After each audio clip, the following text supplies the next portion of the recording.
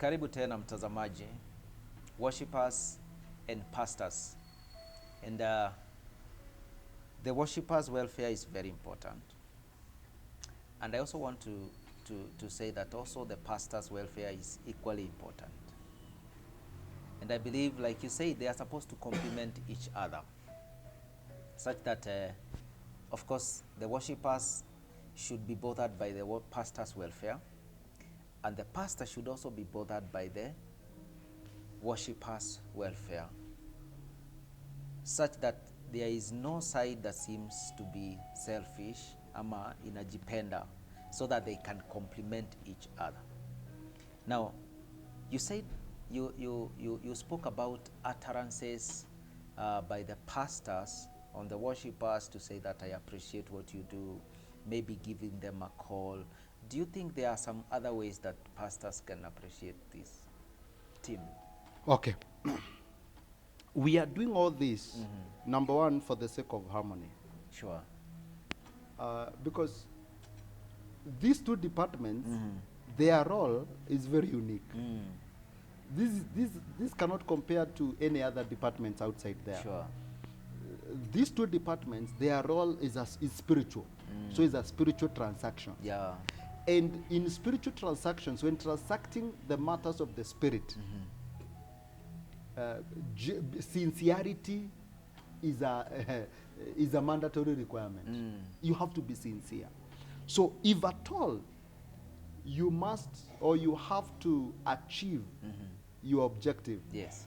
that is of spiritual transactions, then, and the Bible says very well that God commands blessing where there is unity. Where there is unity. So unity is a must. So Yes, yes. whatever that will encourage unity between the pastoral team and the worship department is invited. Is invited. Okay. Whatever that will, so long as it's pleasing to the Lord. And actually, anything that doesn't please the Lord cannot bring unity. Of course. Yeah. So, I said appreciating them through kuongea vile ambavyo unaongea, Yeah. kuonyesha ya kwamba you care about them, you care about their well-being. If they are lay ministers, it means they work and they minister in the church. Minister in the church. So appreciate also understanding if they are professional, if your team is of professionals, Yes, yes. then you cannot demand them. You cannot put a law. They have to come for exercise every day. You know, even appreciating, because when you appreciate what I do, when you appreciate that I am employed somewhere, and unless we agree on timings, there are places they do practice on at night, Yeah. from 9, because that is the time they can be available, Yeah. maybe a day, and you cannot push them to 4 a.m. Yeah. In the morning, because somebody is required to be there in the morning. office, yeah. So you see, appreciating, that's why I mentioned it as a package. It's all round. You are appreciating what I do. You are appreciating I have a family. Sure. You are even even in the church, in front of my wife, in front of my children. You are maintaining my dignity. Yes, yes.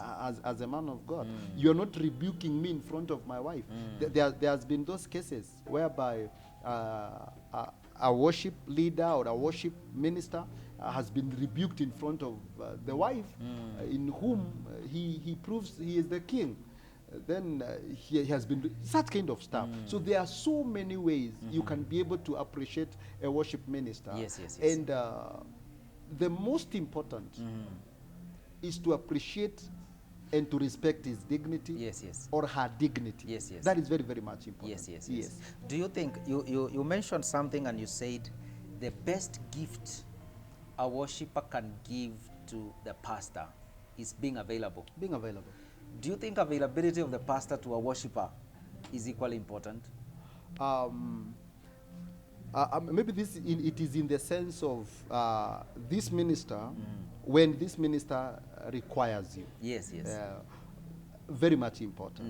Very much important. And my brother Mbugua, as I'm repeating again, these two departments in most cases, or in all cases, they are adults. So if as a pastor, maybe it is during your wedding day, and you want me to be there, you've been a minister in the church, it is wisdom to attend. It's Yes, wisdom yes. to be there. Yes. Maybe there is something that has happened to you. We are living in this world. There are some calamities that has taken place in your family. So availability of a man of God coming to give, moral support is very, very much important. And as well, because these are adults, if you cannot be available, let the minister understand. Make him understand he's an adult. Maybe I'm outside the country, so I can't take a flight. Sometimes it is impossible. So make a call, do a message, communicate, know your people, know the condition of your flock. That is very much important. Yes, yes, so availability, and I said it is an intertwined department and is a two-way traffic. Yes, so yes. being available also as a pastor to a minister's need when he requires you, when he is expecting you, when she is expecting you, Yeah. very important as Yes, well. yes. And as we were beginning the show, we agreed that there are rifts, Yes. between these two departments. And in the process, you find maybe a pastor was hurt by his worship leader or the worshippers were hurt by the pastor or the pastoral department. What would you tell them? Because some of them are serving because they are serving in heart. They are still together, serving in the same altar, but inside them unasikia ni kama huyu mtu alinikwaza. Pastor anasikia alikwazwa na hawa watu wananikwaza karibu kila siku, na hawa waimbaji wanasikia it's like pastor was not there for us, he was not available, anatukwaza. What message would you give them? The message I can give, anytime there is a rift between these two departments, anytime you are serving together and you are not agreeing, then likelihood of not getting to the objective, achieving your objective is very high. Yes. And it is not wise to serve when you are hurt. Actually, that bitterness, the Bible compares it to a bone cancer. Being bitter in heart. So what I can say, one lesson, one work we must do is to make sure there is harmony between the two departments. It's good to take care of one's heart. Watu wachungane mioyo. Worship department, take care of the pastoral department. Pastoral department, take care of the hearts of the worship department. Let them worship the Lord not out of law, but let them rejoice. There is two ways you can endure serving, worshiping the Lord. I'm just doing it just for the sake, and you can enjoy. Yes. Pastoral department, they have a role. Let your worship people, department, enjoy serving the Lord with you. The same happen. Worship department, let the pastoral team enjoy serving the Lord with you. That is very key. Very, very key. Yes. So what do you tell them? There are people who are watching and they are hurt. What message would you give them? How do they deal with this hurt? Either a pastor or a worshiper. Number one, I can begin by saying forgive. Just forgive. Okay, kuna rift nyingi sana ambazo, because hawa ni watu, and sometimes many pastors, they tend to be perfectionists. They don't leave a room for mistakes. So utakuta mtu alikuja pale, umeimba sauti, mtu amekuja amecomment on the voice or something. People have issues. Yes. So what I can say, it's good to leave a room, be patient with the people. God has been patient with us.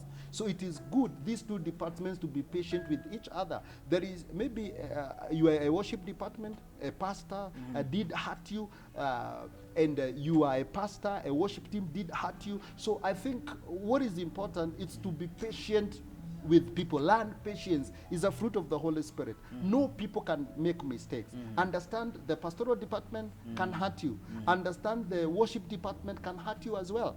Yeah, so forgive that person. Forgive one another. And instead of serving grudgingly, it is good.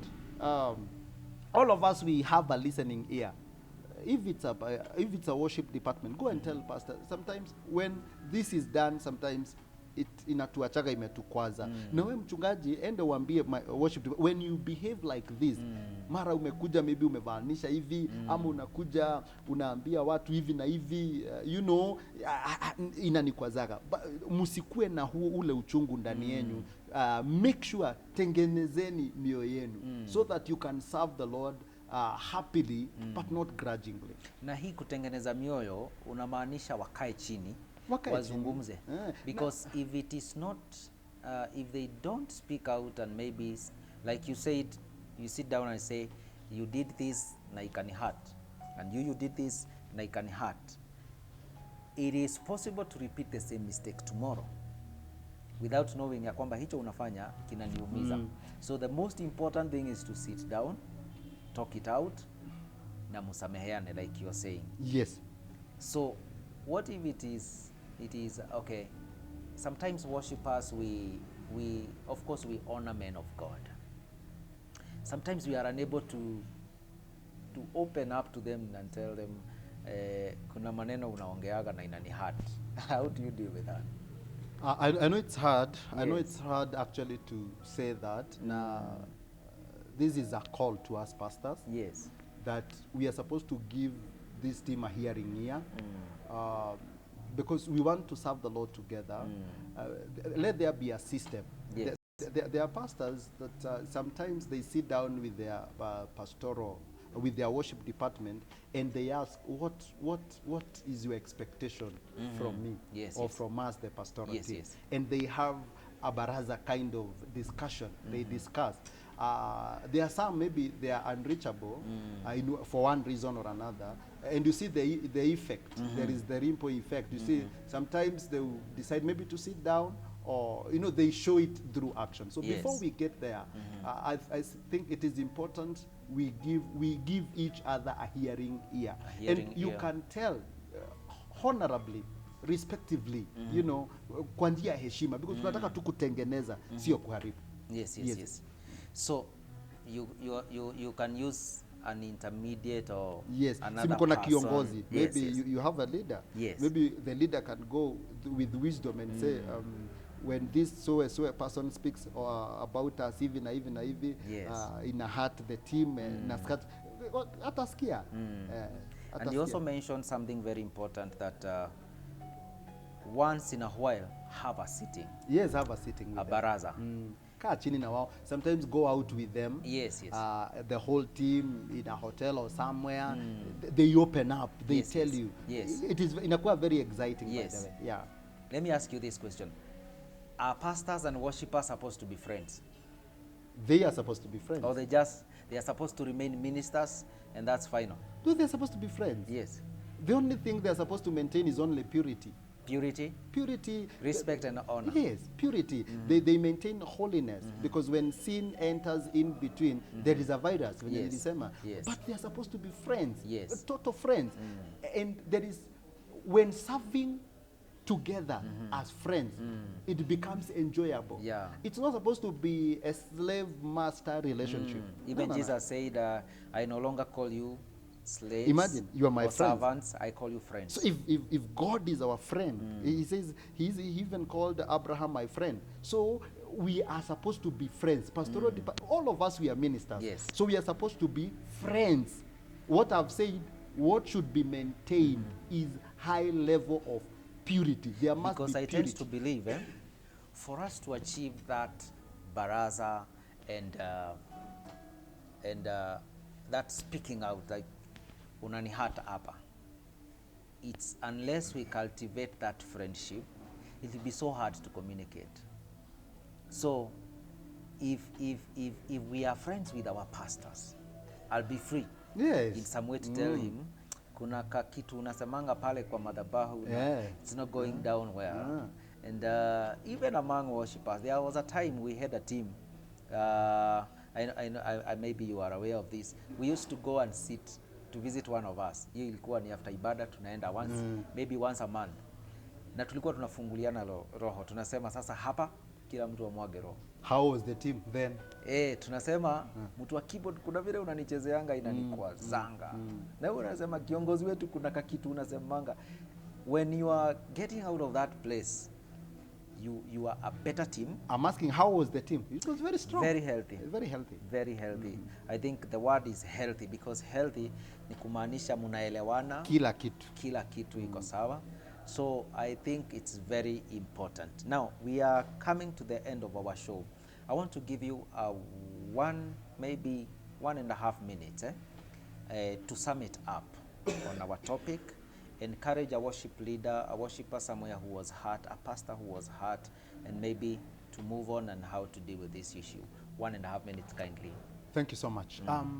Allow me to tell you this, that the worship department and the pastoral department, they have a very important role, a spiritual role, to connect people and to lead people in worshiping the Lord in truth and in spirit. What I can say, it is important we appreciate one another. Understand, pastoral department, you cannot be able to do the role of the worship department. The worship department, you cannot be able to do the role of the pastoral department. Honor one another. All of us, you are ministers of God. Respect one another. Do it wholeheartedly. Love one another. Don't worship the Lord grudgingly. If there is a mistake, if there is an error, if there is something that has happened, it is not a must it be solved in public. You can sit down and agree. You can sit down and solve that problem. Understand, people are people, and it shall be well. Allow me also to tell you, you are serving the Lord. Let there be purity, holy living between pastoral and the worship department. Maintain high level of holiness. You are serving a holy God. Yes. You are serving the King of Kings and the Lord of Lords. And when you do that, anytime there is worship in the church, God, the manifest presence will be so evident. People will be healed through your worship. People will be encouraged through your worship. There will be a spiritual transaction, a spiritual surgery, transplant that will be taking place when you are worshiping the Lord. So I pray, my dear brothers and sisters, the pastoral team, let us honor the worship department. The worship department, let us honor the pastoral department. Let us co-work together. And when we do that, then we will realize the intended objective, objective of taking people, of worshiping the Lord in truth and in spirit. Allow me also to thank you, my host, Mbugua GK, for having me on Mamlaka TV. I really appreciate it. I don't take this chance for granted. Thank you so much for allowing God to use you to speak to these two departments that are very, very much important in the church. Yes. Thank you, my brother. It has been an honor having you, Pastor MJ. Thank you. Thank you so much for creating time and being here with us. We have to end our show at that point. I believe you have learned something. We want to encourage a worship leader, a pastor somewhere. Please take care of that, take care of each other. We said we have to complement each other, not to compete, and appreciate each other. Whatever we are doing, it's equally important. Pastors, please make sure you are into the welfare of your worshipers. Worshipers also take care of the pastors' welfare. And this department, we have no option than to cultivate harmony in between these two departments. It has been a pleasure bringing to you Pastor MJ on this wonderful discussion. Thank you so much for following us. Catch us next Sunday, same time. And you can also give us your feedback. There is a number on the screen. Give us your feedback. Let us know what you would want us to discuss, and it shall be well. I've been your host, Mbugua GK. Till next Sunday, have a good night.